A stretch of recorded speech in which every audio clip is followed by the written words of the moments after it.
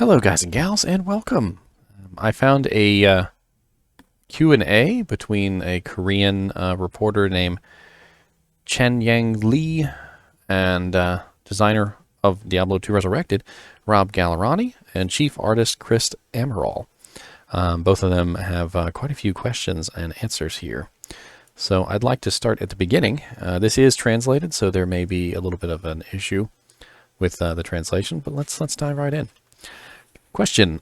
Technical alpha is in progress, but what do you think internally? Chris Amaral, there was a lot of reaction and I'm happy. I was able to get a lot of feedback, some of which are ongoing and planned. In particular, it seems that the visual reactions such as zoom in and legacy toggle were hot. I think there are a lot of things we need to do in the future, and had a nice weekend. Rob said, I am pleased that I was able to feel the past experience through Diablo 2 Resurrected. It seems that there were a lot of favorable reviews for convenience functions as well. There was a lot of talk about inventory. I wonder if there is a plan to expand it like the stash.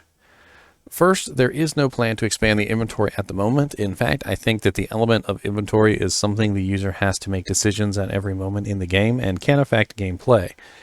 It was determined that expanding the inventory would rather reduce the user's choices.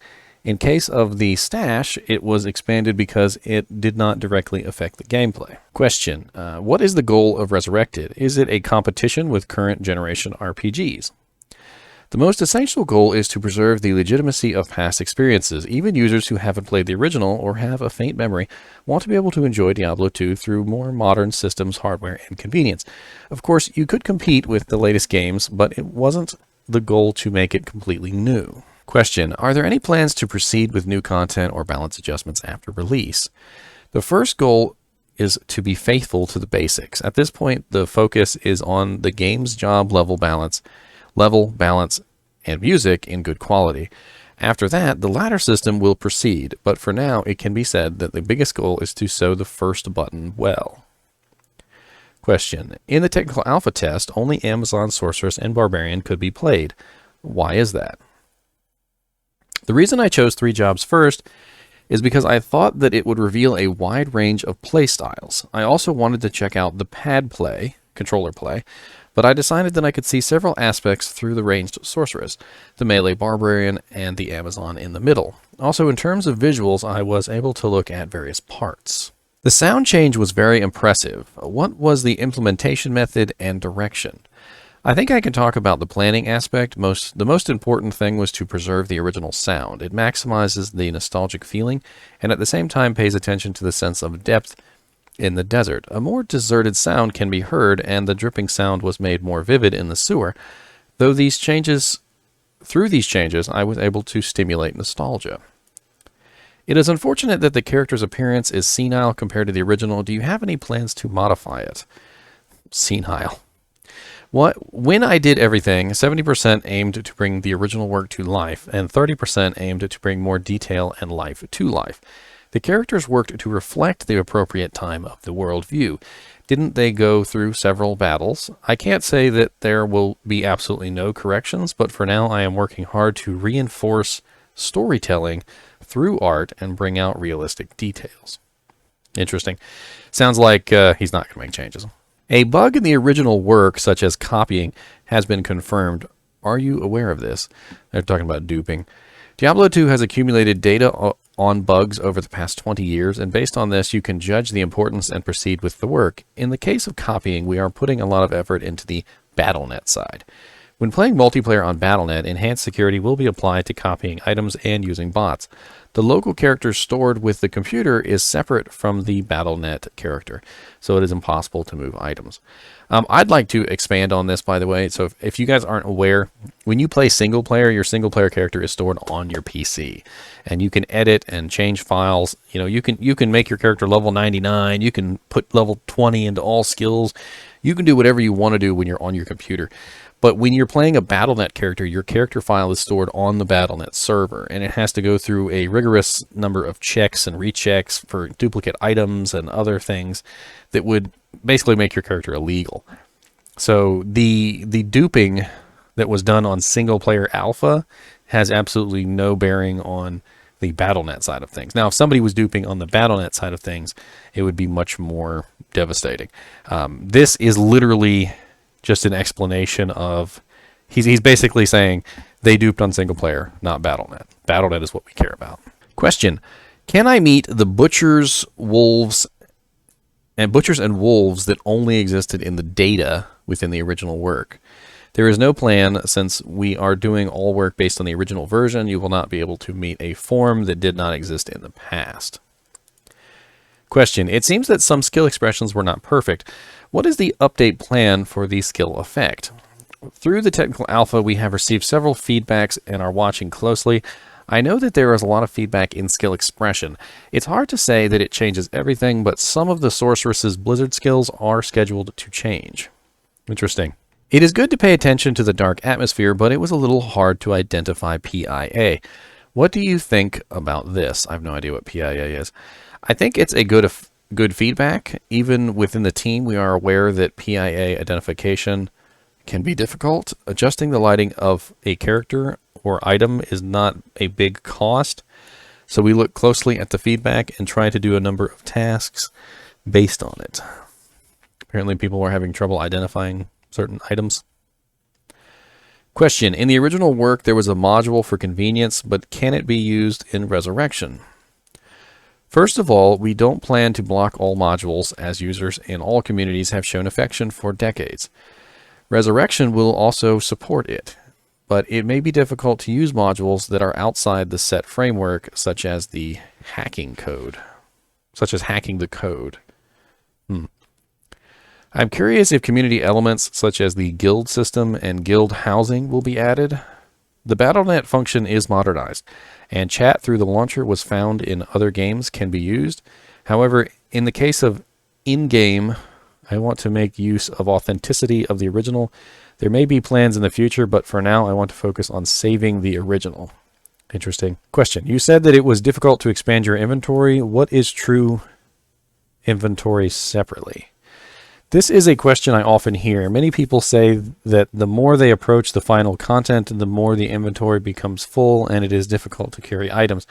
If this is corrected, it seems that there should be changes in the endgame content as well. Although we are aware of opinions of users, there is no plan at this time because we think that the work to revive the original is out of scope. And I'm not quite sure what he meant there. Could be some sort of translation issue. I can't collect a lot of gems and runes. Is the overlapping system difficult? Recognized feedback, but we are now experimenting with the flexibility of the system. We are looking at how users are responding to the widened warehouse. Will hybrid rune words be maintained? Parts such as hybrid rune words are undergoing a lot of discussion internally. We are looking at whether it hurts the experience of the game or whether longtime fans of the original are affectionate to them. In addition, item duplication is being discussed aggressively for a solution. Not quite sure what he means about that. Diablo 2 Resurrection season will be the same as before? Question. The season period is planned to be taken shorter than before. In addition, if registered on the ladder board, we are going to introduce additional functions that can be viewed afterwards. Question. As local loading occurred, it was difficult to attack Act 2 bosses. Do you have any plans to make up for this? First, a lot of work is being done on loading time. Optimization work is in progress to shorten it. Problems such as starting a battle or being killed while loading are considered separate issues, and solutions are being prepared. Question. What will happen to Uber content? I think they meant Uber Diablo. It's not translated properly. Contents such as Uber Diablo and Uber Tristram are retained. There will be some changes as we are planning to become a global server, but basically we will continue to see these events. Interesting. Question. What is the likelihood that low preferred skills such as Amazon's evasion bug, Necromancer's poison dagger, and Druid's summons will be adjusted? As the current biggest goal is to faithfully implement the original look, there are no plans to adjust the mentioned skills. If the balance is adjusted later, the meta will be able to diversify. I don't intend to make all the skills good. We are looking at Amazon's evasion bug. Question, what's the difference between Vicarious Visions and Blizzard? Vicarious Visions is pleased to be a part of Blizzard. There may be cultural differences between the two companies, but in most cases I think collaboration is working well. Since both companies are full of enthusiasm and have similar goals, the work is done organically. Question, you said you would maintain legitimacy, but is it that you focus on users who have played games in the past rather than the new users? Priority was given to reviving memories of the past. Diablo 2 has been a part of many people's daily lives for a very long time, and is a game that has given me good memories myself.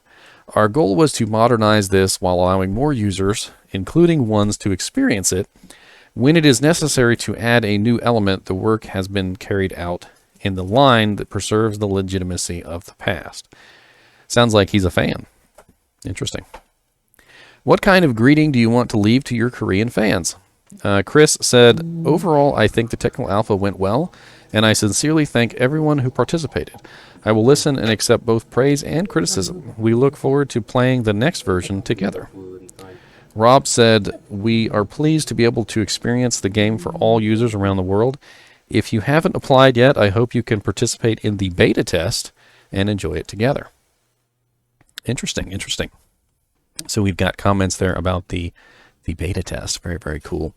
I actually did notice that when you go to the Blizzard website now and you go to the opt-in place where the original alpha was, it literally says beta now instead of alpha, which is quite interesting.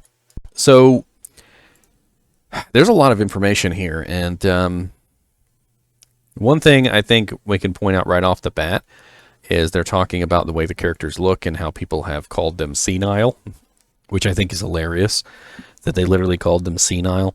So we can definitely say for certain that the appearance of the characters looking old and battle-hardened and grizzled and as the Korean guy put it, senile, was intentional. It was intentional to make them look that way. And he seems resistant to making corrections. So that's very interesting. We also have confirmation here that the duping that happened during the alpha test is absolutely meaningless, which is also interesting. They're talking about the characters and things that were in the game, like the butcher and the wolves, that existed only in the data, but were never actually in the game. They have no plans to add them, so that's interesting. They kind of admitted that some of the skills might not be up to spec. I mean, they literally said that the sorceress's Blizzard skills are scheduled to change. So we know right off the bat there that some of the skills are not finalized. So that's interesting to know. We also have some information on, like the sounds, which I think are just amazing. They did a lot of work on the sounds. If you took a little bit of time and you listened, the sounds were just awesome. It seems like they are, according to this, treating the stash and the inventory completely separate. So they see the stash as something that does not affect your gameplay. And they see your personal inventory, your private inventory, your character's inventory as something that does affect gameplay, which I actually agree with, because your stash is just your stash. It's just a box in town, and it doesn't have any effect on how you play the game, but your character's inventory does. What you have on you when you leave town, is important. How much space do you have left? What are you going to drop when you're outside of town to pick something up? That sort of thing. It's interesting that they acknowledged the loading bug. Quite a few people I saw actually died to the Duriel loading bug. Mr. Llama was one of them. I got to admit, I laughed at Mr. Llama because he died to Duriel like 4 or 5 times in his world first Duriel video, which was just dumb. I'm not really sure why he even made that. That's like winning a handicapped race. He got a streamer key. He was in the game before everybody else. That's not impressive. So we have confirmation that Uber Diablo and Uber Tristram are going to be retained, which is interesting. I'm kind of sad about this one. What is the likelihood of low preferred skills being changed? Basically, he said they're not. So it's really quite interesting that he's like, we're not going to adjust them, not right now. He's like maybe after we've gotten everything fixed, maybe after the meta is established, maybe after, you know, everything is figured out, maybe then, you know, we might make some changes. He's like, but we're not going to make those changes right now. Now he is apparently looking into the Amazon's evasion bug, so that's good. A lot of this that I'm seeing in here is they're talking about, we want to maintain the legitimacy of the game. We want to try and make sure that it's like the original. We want to make sure that we're preserving the original's, you know, feelings, the nostalgia, the music, the, you know, the characters. So very, very interesting there that they're so, you know, very stuck to, we want to make sure that we're making a authentic, you know, copy essentially of Diablo 2, that we're not changing too much, that we've ruined the feeling of the game. It's basically what I'm getting from this, which is very interesting. Well, quite a few questions here, quite a few answers. I hope that you enjoyed watching this. I put a little bit of background footage there for y'all.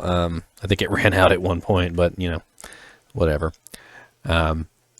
Anyway, thanks for watching.